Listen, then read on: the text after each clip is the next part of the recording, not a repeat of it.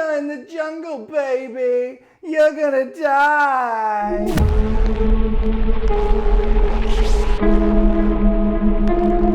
Hey guys, welcome back to another episode of Black Magic Craft. Today I am going to show you a simple project that you can do. You can complete it in a couple of hours, including dry time.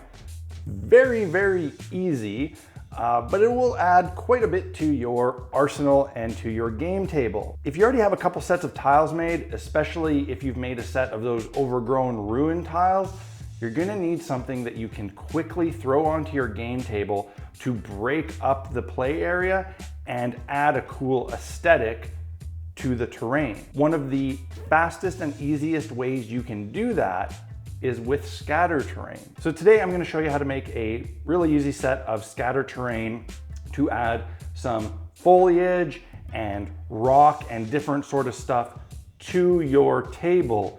This will take your overgrown ruin tiles and really sell it as a set of overgrown ruins. The nice thing is that the way I make these, I make them a little bit generic, so you can throw them down on some tiles and represent some overgrown ruins inside a building, or you can just take them and throw them on, a grass board and use it for some natural vegetation outdoors.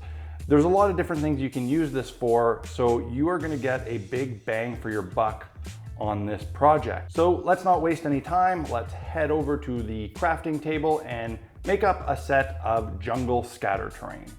All right, to start off, just grab yourself a scrap piece of cut off XPS foam. Now I'm gonna do this on the Proxxon hot wire table, but you can absolutely use a handheld hot wire cutter, or you can just use a utility knife if that's all you have access to. But if you have a hot wire tool, this is a great place to use it. I'm gonna turn on the machine, set it somewhere around 3 or 4 to start. And I am just going to cut some random kind of oval shapes. You end up with something like that. You can go through and just cut a bunch of them.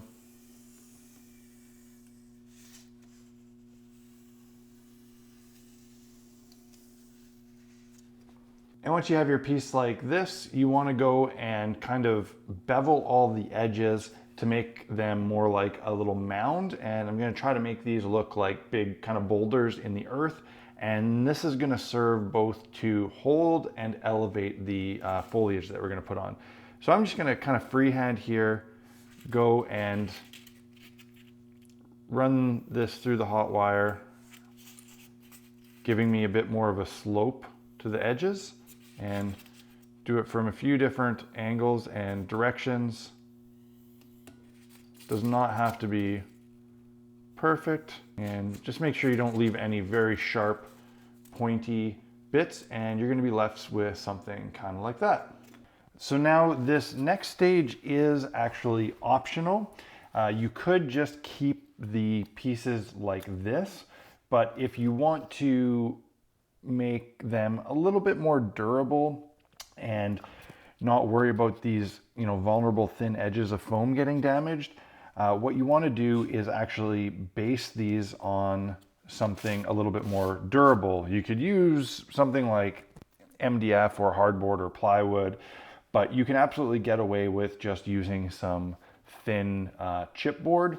I save the chipboard that comes out of Magic the Gathering fat packs. It's a really nice, thick, solid chipboard, but I'll put a link in the description to where you can buy some on Amazon. What you want is a piece of this chipboard that is bigger than the actual piece. And you're just gonna grab your hot glue gun and glue it right to the chipboard. Make sure it's really worked down and bonded well. And then you want to cut off the excess, leaving, a border around this whole thing. If you want to cut it really, really close, you can, but if you leave like a bit of a space around it, then we can actually decorate that edge and it will really protect the foam. You just want to make sure that you don't have any straight factory lines left on this thing. And what I like to do is actually just take a nail file and go around and sand the edge so you get rid of any like hard points that still may be left in the chipboard. And it just makes the shape a little bit more natural. And then you can actually go and bevel the edge a little bit so it's not so drastic and it doesn't look like, you know, a piece of cardboard or something. So just quickly, not putting too much effort into it, just break that edge. The next thing we're gonna do is we're going to put some ground cover and rocks on this chipboard here. I'm just going to use regular PVA glue, and I'm doing a bunch of stuff like this. I like to take a little plastic shot glass with some poster tack on it, stick it to my work surface so that it doesn't get knocked over. For the actual ground cover, you could just use construction sand or play sand, and that will work totally fine. I'm going to use a mix here of these broken glass shards. They're a decorative glass that you can buy at IKEA, but you can find something like this in any craft or hobby or dollar store. I just like it because it has very jagged pieces. It's not all round pebbles, and it looks more like broken rocks at a better scale with your minis than sometimes the pebbles do. And for the general kind of ground cover, I'm going to be using this Woodland Scenics medium ballast. It's just a nice, consistent, fine grain. Again, you can just use sand, but I like this stuff because you know exactly what you're getting with it. I think it's made from crushed walnut shells, actually. I'll put a link in my Amazon store for this stuff if you want to pick some up. So we're going to take this PVA glue and just go around the base of this rock here. You don't need to put this on too heavy. You don't really want to make this cardboard or chipboard protrude too much from your foam, because then this stage could cause you some warping. But if you keep it, you know, fairly close to the edge, the chances of this warping with this piece of rigid foam on it are pretty slim. Here I am just going to pick a few spots and drop in some of this big broken glass, or, you know, whatever rubble that you have. Just a few in any kind of little pockets that might be on the stone. And then here, normally I would do this right over the container, so I don't have to lose any or worry about pouring it back in, but you won't be able to see that. So I'm going to do it right here. I'm just going to take some of this fine ballast or your sand and sprinkle it over the surface. You don't want this to be incredibly heavy on there. You just want something to make it, you know, not look like a flat piece of cardboard. And then I'm going to shake off all the excess. And one thing you want to do is run your finger around the edge to make sure you don't get any right on the very edge of the chipboard. The paint job on these is pretty simple, and since I've covered all of the techniques used here more than once on the channel in previous videos, I'm just going to do a quick overview. So once your pieces have all the glue dried from the kind of rubble and ground cover, you'll want to coat the entire piece in my Blackmagic base coat, which is, as you know, just Mod Podge, the matte variety, with some black paint mixed in. Cover the whole piece with it to make it more durable and to lock in all those little grains of sand or whatever you're using for ground cover. And then you can paint this however you'd like. It's also a great project to experiment with different painting techniques on, because it's not really crucial, it's just scatter terrain. You can get away with trying some different stuff. But I wanted mine to match the overgrown rune tiles that I made in a previous episode, so I'm keeping the paint job fairly similar to what I did on those. After the Mod Podge, I gave a complete coat in this Craftsmart tan, And I covered everything, got in all the nooks and crannies. And then once that was dry, I went through with a vanilla or an off-white and just did a dry brush to highlight all the edges and little grains. And then after that, I gave the whole piece a coating of my homemade black wash. And again, I've covered this in other episodes. It's just water, black paint, and dish soap, just a little bit of dish soap. There's other ways you can make black washes, by far the simplest for terrain stuff. Now in previous episodes, I've shown doing the wash by dipping the piece, and that's great for something like a tile that is made entirely of XPS foam, but because of the chipboard base, you don't really want to get that wet. So here you're better off doing the wash with a kind of dabbing technique.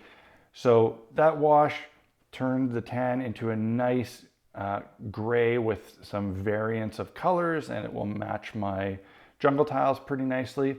And then as a kind of bonus step, I wanted something that sort of separated the ground cover rocks from the big kind of boulder or piece of debris. So I did a brown wash just on the ground surrounding the large chunk of stone. Now I used this Reaper brown wash because I had it, and to be honest, I don't really love it for minis, so I wasn't worried about using it on this.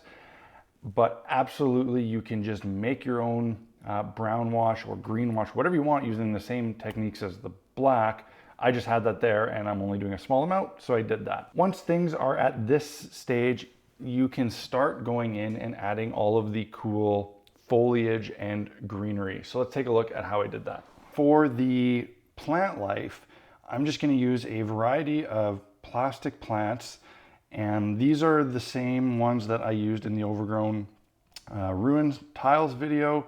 These are some other ones that are just a little bit more kind of grass-like. And then I have these little interesting tufts. These actually came from a dollar store. They came on a 1x1 square of all these little tufts. I'm not even sure what they're for. I guess it's for making your own decorative plant stuff. But needless to say, it was like $1 for like 100 of these. So go through, find whatever you can find at your local craft store or dollar store, whatever, and just cut a bunch of little stems of plant. And I would be careful not to have anything that's significantly higher than a mini is tall, otherwise it will start to look a little bit strange. To attach these, I am just going to use a little bit of this Aleene's tacky glue. You can find links to this stuff in my web store. I'm just going to put a little bit out on a piece of card, and we're actually going to attach these embedded in this foam, and that's why I wanted to have this chunk of foam. Now, it doesn't really make the most sense, you know, that plants are growing straight out of rock, but hey, this is just some fantasy terrain, and I am not too worried about realism here. However, that being said, I'm not going to have stuff growing right out of the middle, but going around the edges, take a toothpick and just wherever you want the plant to be, poke a hole into the foam, and then take the stem of the plant and dip it in some of this glue. You don't need a lot.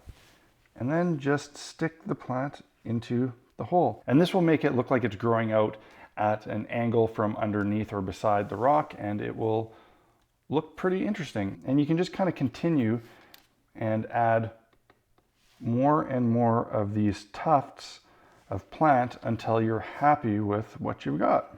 Now, it's up to you how little or how much plant life you want to add to your piece. Personally, I don't like to go too crazy. This is about as much as I would like to put on one, because in my mind, terrain is meant to imply the setting, and you don't need things to be totally filled up and overgrown. This is more than enough to give the impression of plant life and not actually hide too much from view while you're playing. And last, just to kind of finish this off, I'm going to take some of this Woodland Scenics clump foliage. I think it's like the medium stuff, but I'll put a link in my web store and in the description for the same stuff. And I'm just going to use this to kind of blend where these plants enter the base, as well as to kind of give things a bit of a kind of mossy, overgrown look. So I'm just gonna take a crappy brush and that same tacky glue and kind of dab it on around where the tufts are coming out, going onto the ground as well.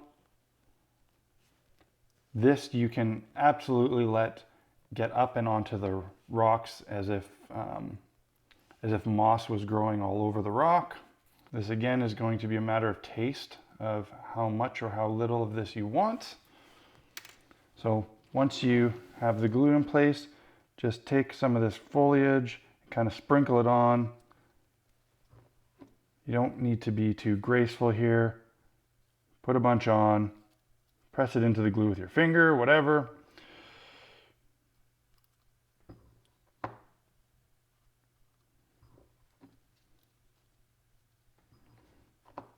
You can see I'm not being super careful. Don't want this to look manicured. And I think I need a little bit more just growing on this flat section of stone here.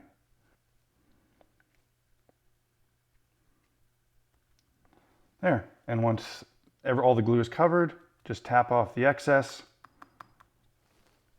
and you have a piece that is pretty much done.